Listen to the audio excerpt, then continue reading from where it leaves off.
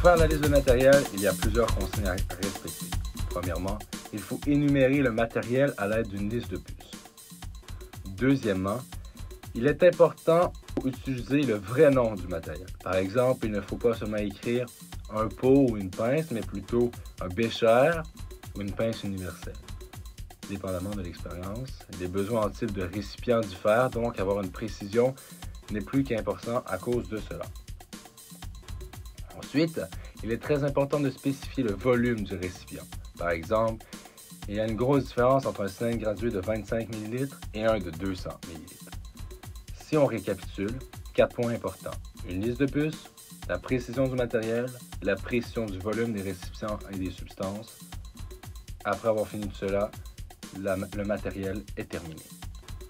Le schéma de montage, en laboratoire technologique, est souvent indispensable.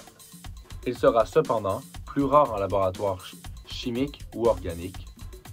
Comme son nom le dit, il sert à présenter l'allure générale du montage ainsi que tous les petits détails souvent oubliés. Bref, il sert d'une sorte de liste à cocher et il complète la liste de matériel. Dans un laboratoire de chimie, le schéma de montage va servir à montrer comment bien installer le matériel, sur les supports universels par exemple, ou comment bien placer le matériel sur le bench. Pour un lab de techno, il va servir à montrer notre construction et à expliquer toutes les liaisons et le nom de toutes les pièces. Pour le construire, 3 techniques sont possibles. Soit on peut prendre une photo du montage construit, soit on peut le dessiner à la main, ou faire une représentation à l'ordinateur. Il ne faut pas oublier de bien identifier les éléments soit en marquant leur nom sous chacun d'eux ou en ajoutant une légende avec des numéros au schéma.